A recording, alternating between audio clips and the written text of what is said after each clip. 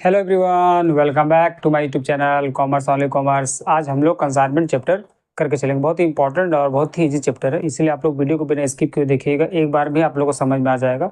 आज हम लोग क्या करते हैं कि सबसे पहले आज हम लोग बेसिक करके चलते हैं, ठीक है। उसका फिर हम लोग जनरल करेंगे, फिर उसके बाद लेजर बना के चलेंगे। उसके बाद जो भी इसका वर्किंग नोट होता है, जैसे कि मान लीजिए वैल्यूएशन, ओपन सोल्ड स्टॉक है, नॉर्मल लॉस है या फिर एबनॉर्मल लॉस है, उसका ट्रीटमेंट या कैलकुलेशन हम लोग किस तरह से करके चलते हैं वो भी हम लोग सीख के चलेंगे, ठीक है। तो सबसे पहले क्या करते हैं कि आज हम लोग बेसिक करके चलते हैं। तो चलिए हम लोग स्टार्ट करते हैं कंसाइनमेंट से रिलेटेड चैप्टर।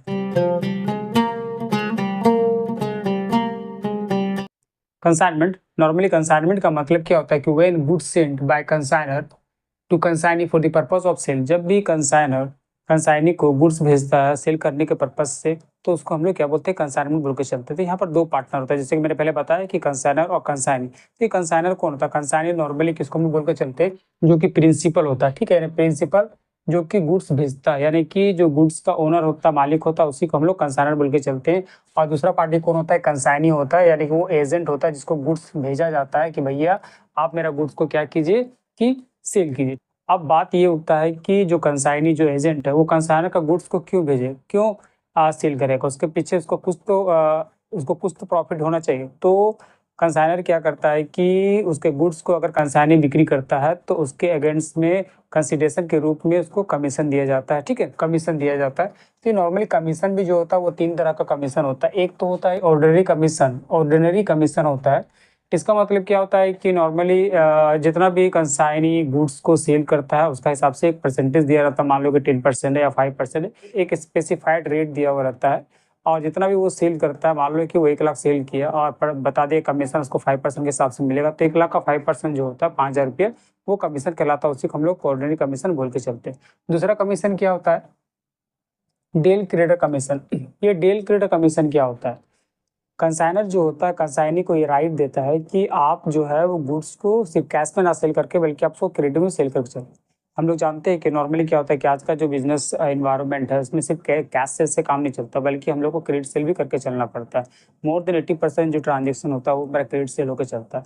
तो क्रेडिट सेल का मतलब क्या होता है? जब भी क्रेडिट सेल होता है तो उस समय बैड डेब्ट की संभावना ज़्यादा हो जाता है, यानी कि पैसा डूबने की संभावना ज़्यादा हो जाता है। तो इस कंडीशन में क्या होता है कि जो कंसाइनर जो होता है वो कंसाइनी को डील करके कमीशन देता है और बोलता है कि जो भी बैड डेब्ट जो होगा, बैड डेब्ट बियर जो है वो हम ना करके बल्कि आपको करके चलना पड़ेगा, यानी कि बैड डेब्ट में जो लॉस होगा उसको बियर कंसाइनर ना करके कंसाइनी करता है। और इसके अगेंस्ट में उसको क्या मिलता है कि एक्स्ट्रा कमीशन मिलता है, जिसको हम लोग डील क्रेडिटर कमीशन बोल के चलते हैं, ठीक है। तीसरा क्या होता है? ओवर राइडिंग कमीशन होगा। ये ओवर राइडिंग कमीशन क्या होता है कि जैसे कि मान लीजिए कि जो एक्चुअल इनवॉइस प्राइस है उससे ज़्यादा का इनवॉइस प्राइस में उसको बेचने के लिए मतलब कि राइट दिया जाता है, यानी कि कंसाइनर जो है वो कंसाइनी को बोलता है कि जो उसका एक्चुअल इनवॉइस प्राइस उससे आप ज़्यादा बिक्री कर सकते हो। तो ये ओवर जो होता है, ये ओवर बिक्री करने से जो ओवर प्रॉफिट हो रहा है उस ओवर प्रॉफिट में ही उसको कमीशन मिलता है। जैसे कि मान लो कि किसी गुड्स या मटेरियल का दाम मान लो कि 100 रुपया, उसको बोल दिया कि वो 120 में बिक्री करती है, 20 रुपीज़ जो ओवर में बिक्री कर रहा है, तो इस 20 रुपीज़ का उसको एक्स्ट्रा कमीशन मिलता है, जिसको हम लोग क्या बोल के चलते हैं? ओवर राइडिंग कमीशन बोल के चलते हैं, ठीक है। अब बात क्या होता है कि जैसे कि कुछ डॉक्यूमेंट्स होता है, एक होता है प्रोफोर्मा इनवॉइस। ये प्रोफोर्मा इनवॉइस क्या होता है कि नॉर्मली जब कंसाइनर गुड्स भेजता है कंसाइनी को तो उसके साथ साथ एक प्रोफोर्मा इनवॉइस भी भेजता है। ये एक डॉक्यूमेंट होता है जिसमें कि नेम ऑफ गुड्स, कौन सा गुड्स है, नंबर ऑफ क्वांटिटी, कितना क्वांटिटी भेज रहा है, उसका क्या मार्किंग है, पैकिंग है, इस सब का सारा उसमें डिटेल दिया हुआ रहता है। उसके बाद फिर क्या है? Advance on consignment. ये एडवांस ऑन कंसाइनमेंट क्या होता है कि बिफोर सेलिंग ऑफ गुड्स, यानी गुड्स को बिक्री करने से पहले कभी कभी ये होता है कि जो कंसाइनी जो होता है वो कुछ अमाउंट पेमेंट करता है in the form of cheque या फिर बिल रिसीवेबल या फिर कभी कभी कैश भी हो जाता है। तो सेल करने से पहले जो अमाउंट अगर कंसाइनी कंसाइनर को देता है तो वो एडवांस ऑन कंसाइनमेंट कहलाता है। उसके बाद क्या है कि अकाउंट सेल। ये अकाउंट सेल क्या होता है?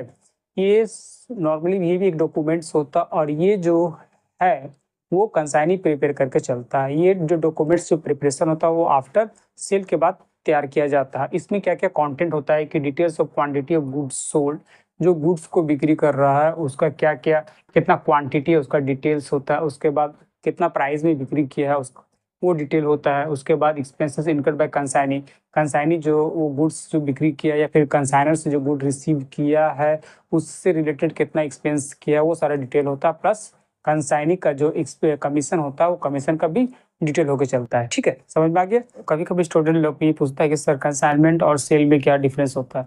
तो कंसाइनमेंट और सेल में क्या डिफरेंस होता है वो हम लोग देख लेते हैं। कि बता रहा है कि in consignment two parties are consignor and consignee.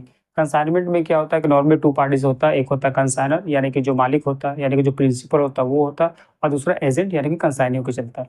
लेकिन इन सेल्स में भी दो पार्टी ही होता है, लेकिन एक बायर होता है और एक सेलर होता है, यानी कि जो माल बिक्री करता है, जो गुड्स बिक्री करता है सेलर, और जो खरीदता है वो दो पार्टी होता है। उसके फिर दूसरा नंबर क्या, ownership in goods remain with the consignor.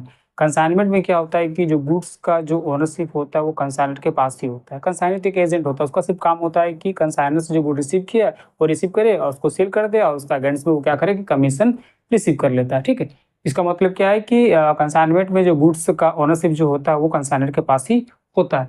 और सेल में क्या होता है कि ownership is transfer to the buyer. जैसे ही गुड्स को बिक्री कर दिया जाता है तुरंत ही जो ओनरशिप, जो गुड्स का ओनरशिप जो होता है वो बायर को ट्रांसफर कर दिया जाता है। कंसाइनमेंट में क्या होता है, तीसरा नंबर क्या है, कंसाइनमेंट में क्या होता है कि जो डैमेजेस या फिर जो लॉस होता है उसका जो रिस्क होता है वो रिस्क सारा कंसाइनर का होता है।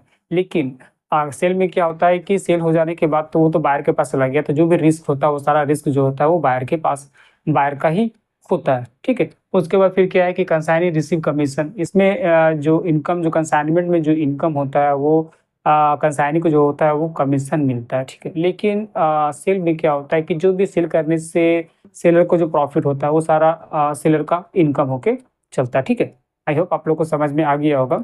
अगर वीडियो अच्छा लगे तो इसे लाइक करना, सब्सक्राइब करना, अपने फ्रेंड लोग को शेयर करके चलाना। नेक्स्ट क्लास में हम लोग क्या करेंगे कि कंसाइनमेंट से रिलेटेड जर्नल एंट्री बना के चलेंगे, plus valuation of unsold stock किस तरह से प्रिपेयर किया जाता है, किस तरह से कैलकुलेट किया जाता है वो हम लोग सीख के चलेंगे, प्लस नॉर्मल लॉस या फिर एबनॉर्मल लॉस किस तरह से कैलकुलेट किया जाता है वो भी हम लोग सीख के चलेंगे। ठीक है, आज के लिए बस इतना ही, मिलते हैं नेक्स्ट वीडियो में, तब तक के लिए बाय।